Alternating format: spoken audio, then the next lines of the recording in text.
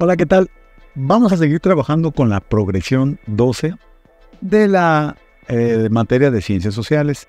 Vamos a hablar sobre el análisis de los procesos de producción y distribución. La forma en que se producen y distribuyen los recursos económicos está profundamente influida por las relaciones de poder. En muchas sociedades, una pequeña élite controla gran cantidad de recursos, lo que perpetúa las desigualdades económicas. En este tema vamos a examinar la relación entre el poder, la economía, el impacto en la desigualdad y proponer de una forma crítica sobre cómo transformar estas dinámicas para promover una distribución más equitativa de los recursos. Iniciamos primero hablando de la relación entre el poder y la economía. Las relaciones de poder son fundamentales para entender cómo se organizan y distribuyen los recursos en la sociedad. Según el sociólogo Pierre Bourdieu, el poder no es solo una cuestión de recursos económicos, también el del capital social y cultural. Esto significa que las élites no solo controlan la riqueza, también influyen en los valores, normas y creencias que rigen la sociedad. Por ejemplo, la concentración de la riqueza. En muchas economías, un pequeño porcentaje de la población posee la mayor parte de la riqueza. Un estudio de Oxfam revela que en el 2021 el 1% más rico del mundo tenía más riqueza que el 99% restante. Esta concentración de recursos limita las oportunidades de movilidad social para la mayoría de la población. Por otro lado, se da el control corporativo. Empresas multinacionales como Amazon y Walmart tienen un poder desproporcionado en el mercado. Su influencia no solo se manifiesta en la producción y distribución de bienes, también en la fijación de precios y condiciones laborales. Esto puede resultar en prácticas laborales injustas y en la explotación de trabajadores, especialmente en países de desarrollo. Además de esto, tenemos el acceso a los recursos públicos. En muchas sociedades, el acceso a servicios públicos como la educación y la salud está condicionado por la capacidad económica. Por ejemplo, en Estados Unidos, las familias de bajos ingresos a menudo enfrentan barreras para acceder a atención médica de calidad, lo que perpetúa ciclos de pobreza y obviamente ciclos de desigualdad. Las dinámicas de poder económico no solo afectan la distribución de la riqueza, también el acceso a oportunidades como la educación y la salud. Como lo señala Piketty, la desigualdad económica se traduce en una desigualdad social, lo que limita las oportunidades de las personas para mejorar su situación. Veamos unos ejemplos de la desigualdad. En la educación. En muchos países, la calidad de la educación está directamente relacionada con el nivel socioeconómico. Las escuelas en áreas ricas suelen tener más recursos, mejores maestros y más oportunidades, sobre todo en el área extracurricular, mientras que las escuelas de áreas pobres enfrentan la escasez de fondos y de recursos. Esto obviamente perpetúa la desigualdad en el acceso a una educación de calidad. En el área de la salud, el acceso a diferentes servicios de salud también está influenciado por la riqueza. En países donde la atención médica es privatizada, las personas de bajos ingresos no pueden tener acceso a tratamientos necesarios. Un informe de la OMS, la Organización Mundial de la Salud, destaca que las disparidades en el acceso a la atención médica contribuyen a la desigualdad en la salud y en la esperanza de vida. Otro aspecto importante es la movilidad social. La concentración de riqueza en manos de unos pocos limita las oportunidades de movilidad social. Las personas nacidas en familias de bajos ingresos a menudo enfrentan barreras significativas para acceder a empleos bien remunerados y oportunidades de desarrollo, lo que perpetúa un ciclo de pobreza. Para transformar estas relaciones de poder y promover una distribución más equitativa de los recursos, es fundamental considerar el papel del Estado y la ciudadanía en ese proceso. El Estado tiene la posibilidad y la responsabilidad de regular el mercado y garantizar el acceso equitativo a recursos y oportunidades. Por ejemplo, tenemos las ya mencionadas anteriormente políticas redistributivas, implementar los impuestos progresivos que graven más a personas y empresas con mayores ingresos pueden ayudar a financiar servicios públicos esenciales y programas sociales, reduciendo así las desigualdades económicas. Por otro lado, el acceso universal a servicios. Garantizar el acceso universal a servicios de salud y educación de calidad es crucial para nivelar el campo de juego. Esto puede incluir una inversión en la estructura educativa y la expansión de programas de salud pública. Por otro lado, la participación ciudadana. Fomentar la participación activa entre los ciudadanos en la toma de decisiones es esencial. Las personas deben tener voz en la formulación de políticas que afecten sus vidas, lo que puede lograrse a través de mecanismos de consulta pública y participación comunitaria. Finalmente, la relación entre el poder y la economía es compleja y multifacética. Las dinámicas de poder influyen en la producción y distribución de recursos, perpetuando desigualdades económicas y limitando el acceso a oportunidades. Es fundamental cuestionar y transformar estas relaciones para promover una sociedad más equitativa. La participación de los ciudadanos y el Estado comprometido con la justicia social son esenciales para lograr un cambio de manera significativa. Muy importante es precisamente entender cómo se puede medir el impacto de las relaciones de poder en la distribución de recursos. Las relaciones de poder influyen significativamente en la distribución de recursos en cualquier sociedad. Estas dinámicas no solo determinan quién tiene acceso a recursos, sino también impactan en las oportunidades y calidad de vida de las personas.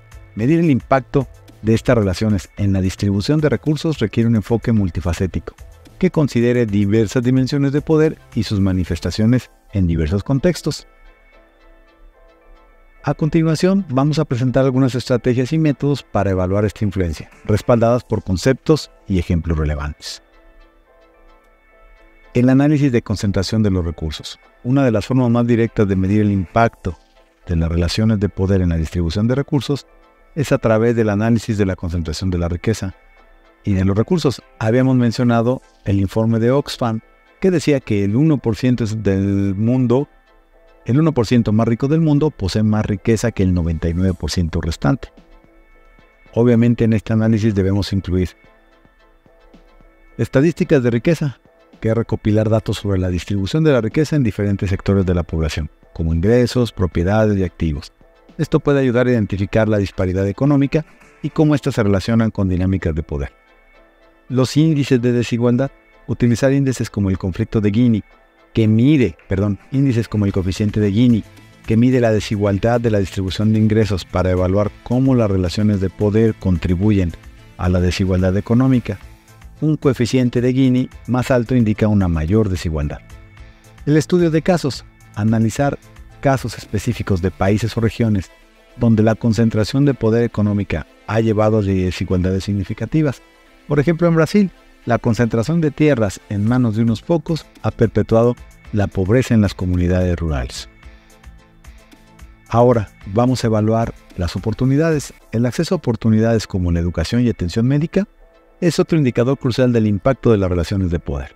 La desigualdad en accesos a estos recursos puede reflejarse como unas dinámicas de poder y cómo afectan la vida cotidiana de las personas. Investigar cómo las diferencias socioeconómicas influyen en el acceso a la educación de calidad. Por ejemplo, en Estados Unidos, las escuelas de áreas de bajos ingresos suelen recibir menos financiamiento, lo que afecta la calidad de la educación que se puede ofrecer. El análisis de la salud pública. Evaluar las disparidades en los accesos de los servicios de salud pública impactan en la calidad de vida. En muchos países, las comunidades de bajos ingresos enfrentan barreras significativas para acceder a la atención médica adecuada, lo que se traduce en los peores resultados de salud. Por otro lado, estudiar cómo las relaciones pueden afectar la movilidad social. Por ejemplo, en países de élite, donde las economías tienen un control desproporcionado de la política, las oportunidades de ascenso para las clases trabajadoras son muy limitadas. La forma en la que se comunican las decisiones y se distribuyen los recursos también es un indicador importante de las relaciones de poder. Según Sanabria, si se habla de relaciones sociales, necesariamente se habla de relaciones de poder. Para medir este impacto, se puede considerar, primero, el análisis de las redes sociales. Examinar cómo las redes de comunicación dentro de una organización o comunidad pueden reflejar las relaciones de poder. Por ejemplo, en una empresa, si un solo grupo selecto de empleados tiene acceso a la información clave, esto puede indicar una concentración de poder que afecta en la toma de decisiones. El segundo aspecto, los estudios de percepción. Realizar encuestas o entrevistas para entender cómo los empleados perciben las dinámicas de poder en su entorno laboral puede revelar si sienten que tienen voz en las decisiones que les afectan o cómo esto influye en su compromiso y satisfacción. Por otro lado, la evaluación de las políticas de comunicación.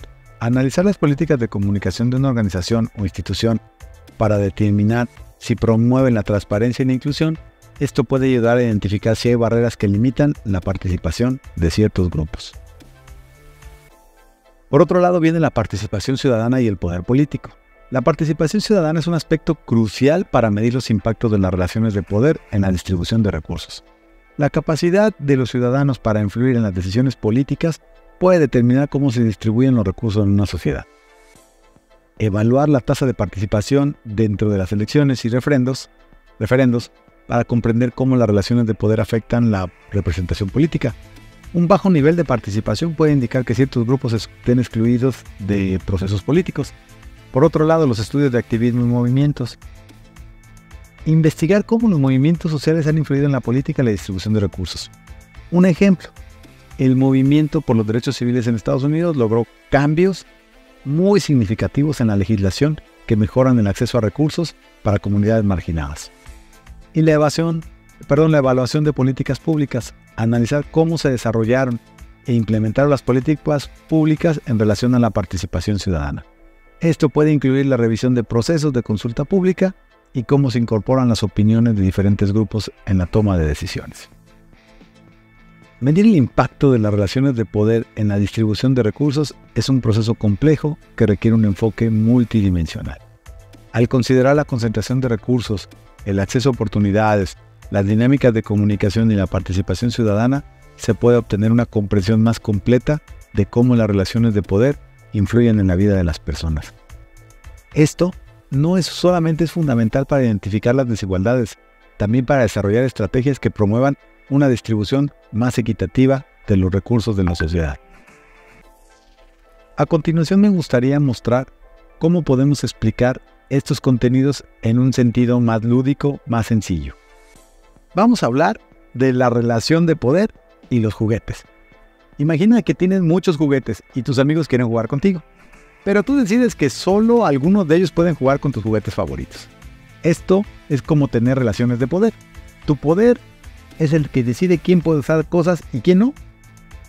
Ejemplo de las relaciones, la concentración de los juguetes. Digamos que tienes una gran caja llena de juguetes, pero no quieres compartirla con nadie. Mantienes todos los juguetes para ti solo. Es como tener mucho poder sobre todos los juguetes. Además, imagina que tienes un amigo que siempre quiere jugar con tus juguetes favoritos. Él decide cuándo y cómo jugar con ellos. Eso también es tener un poder sobre los juguetes. Y el siguiente es, piensa en un niño que no tiene muchos juguetes en casa. Él no tiene las mismas oportunidades de jugar que tú. Esto es como tener menos poder sobre los juguetes. ¿Cómo podemos compartirlos? Para que todas las personas tengan juguetes y sean felices, es importante compartirlos. Aquí hay algunas formas de hacerlo. Primero puede ser por turnos. Puedes decir que cada niño juegue con los juguetes favoritos por un rato. Así todos tienen la oportunidad de usarlos. Otro aspecto puede ser jugar en equipo. Puedes jugar con tus amigos a juegos donde todos usen los juguetes juntos. Así nadie tiene el poder de decidir quién lo usa. Y, por ejemplo, si tienes muchos juguetes, puedes donar algunos a los que no tienen tantos. Así todos tienen las oportunidades de jugar. Compartir los juguetes es como compartir el poder. Todos tienen la oportunidad de jugar con las cosas. Es más divertido y nadie se siente triste. Así como tú quieres que tus amigos compartan contigo, también debes compartir con ellos. Juntos podemos hacer un juego más emocionante para todos. Así, con esto nosotros podemos entender cómo se dan las relaciones de poder. Es muy importante entender que mientras mejores relaciones de poder existan entre las personas, podemos tener un beneficio común o un beneficio global. Con esto podemos hacer, estos conceptos se pueden ampliar y se pueden entender desde un modo más simple. Ahora vamos a hablar sobre los roles y funciones de los agentes sociales. Los agentes sociales son actores fundamentales en la estructura y dinámica de cualquier sociedad.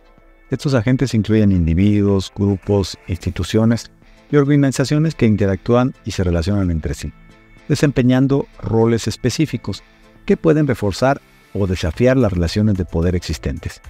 Según el sociólogo Anthony Giddens, los agentes sociales no solo son influenciados por las estructuras sociales, sino también por la capacidad de influir y cambiar dichas estructuras a través de sus acciones o decisiones.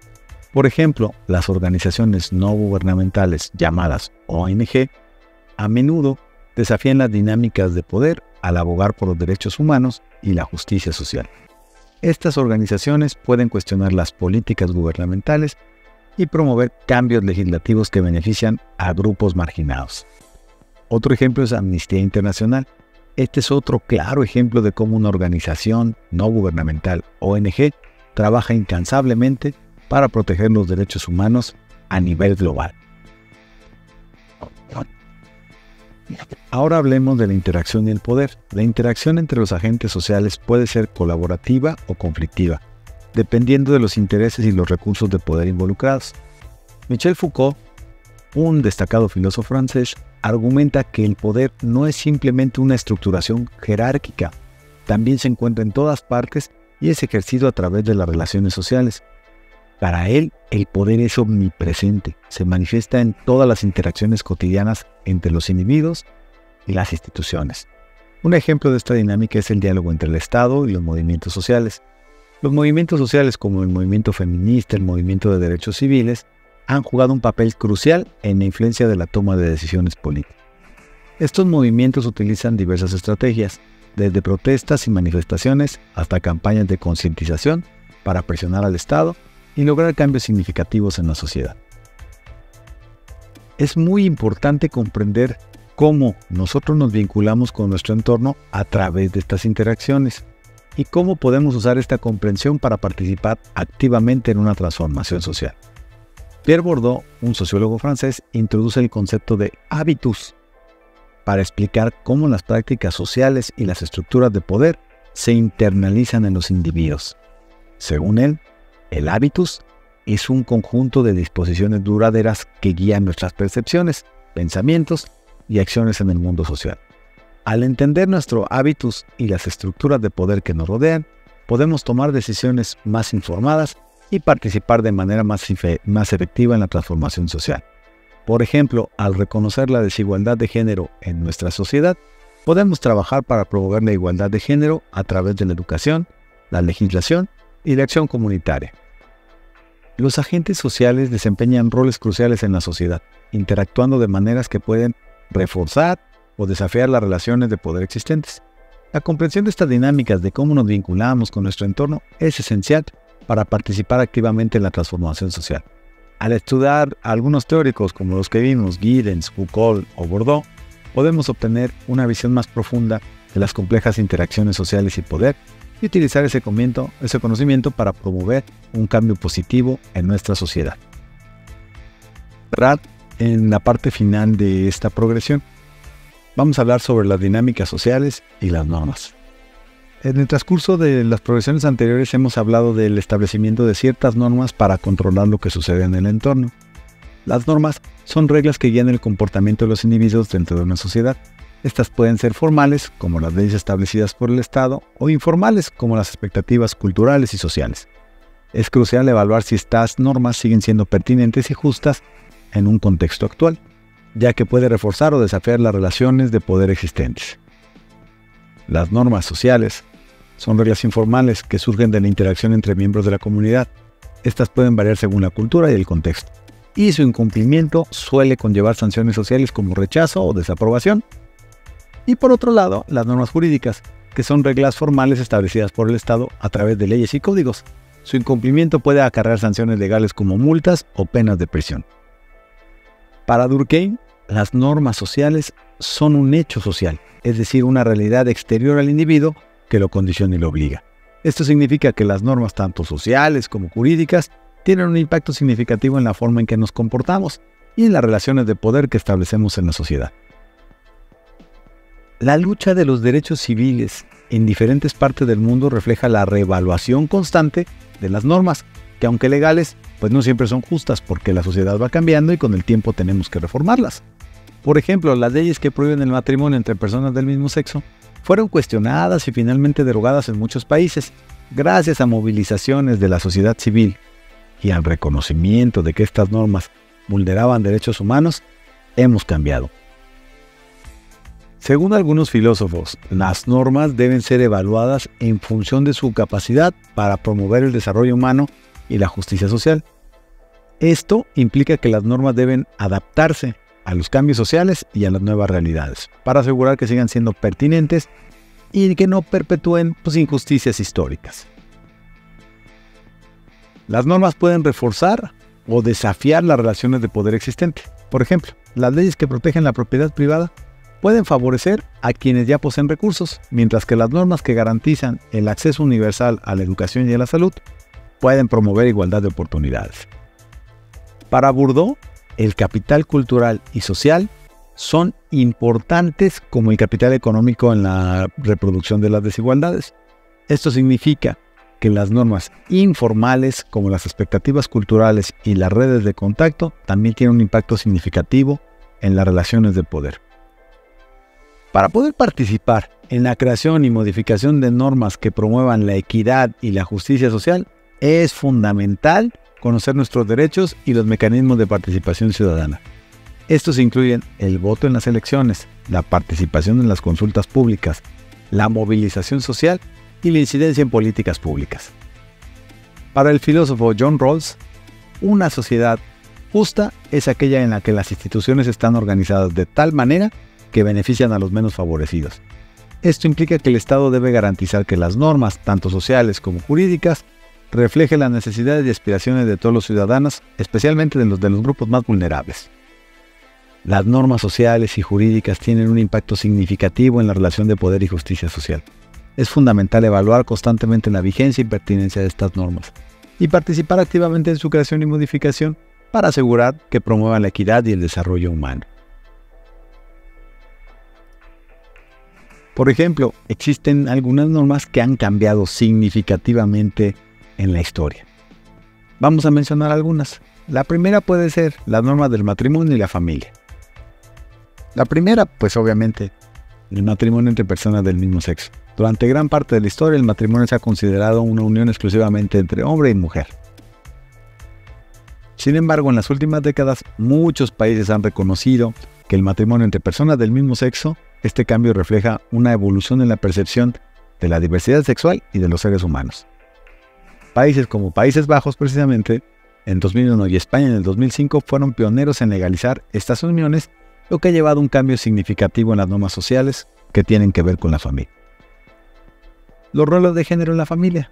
Tradicionalmente se esperaba que las mujeres asumieran el rol de cuidadoras y los hombres de proveedores. Sin embargo, con el avance de la igualdad de género, estas normas han cambiado.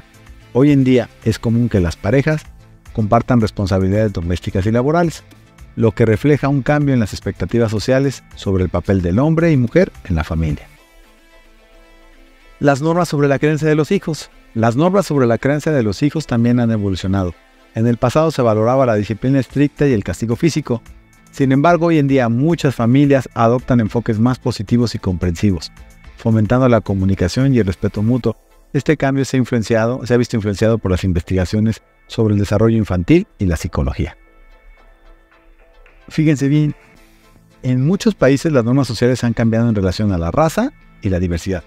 Por ejemplo, los movimientos civiles en Estados Unidos durante la década de los 60. Esto desafió las normas raciales que permitían la segregación y la discriminación. La lucha de figuras como Martin Luther King Jr. y Rosa Parks llevó a la aprobación de las leyes que garantizan la igualdad de derechos para todas las razas. Otro aspecto es el reconocimiento de los derechos de las comunidades indígenas. A medida que las sociedades han evolucionado, también lo han hecho las normas sobre el reconocimiento y el respeto a las comunidades indígenas. En muchos países se han implementado políticas para proteger los derechos territoriales y culturales de estas comunidades, reflejando un cambio de percepción de su valor y contribución a la sociedad. Las normas sociales han cambiado para promover la inclusión con personas con discapacidad. En el pasado estas personas a menudo eran marginadas. Sin embargo, con la promulgación de las leyes, o como la Ley de Estadounidenses de las Discapacidades, llamada ADA, en 1990, se han establecido normas que promueven la accesibilidad y la igualdad de oportunidades, reflejando un cambio en la percepción de la discapacidad. Otro ejemplo son las normas sobre el consumo del tabaco. Durante gran parte del siglo XX, fumar era socialmente aceptable y común en los entornos. Sin embargo, a medida que se ha comprometido mejor los riesgos para la salud asociados con el tabaquismo, las normas sociales han cambiado. Hoy en día, fumar en lugares públicos está prohibido en muchos países. Existe un fuerte estigma social asociado al consumo del tabaco.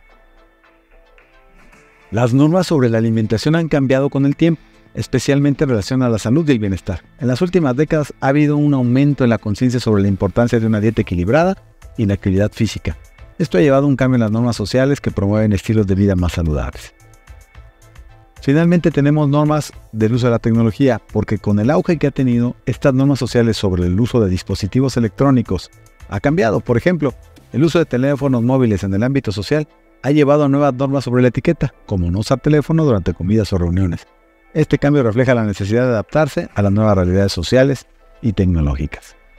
Con estos ejemplos podemos nosotros analizar cómo las normas sociales han cambiado a lo largo de la historia y en respuesta a las transformaciones culturales, políticas y económicas. Estos cambios obviamente reflejan la evolución de los valores de la sociedad y la lucha por la justicia y la igualdad. Bueno, con esto estamos terminando este contenido. Espero que estos temas hayan sido de su interés y principalmente hayan quedado claros. Nos vemos más adelante. Hasta pronto.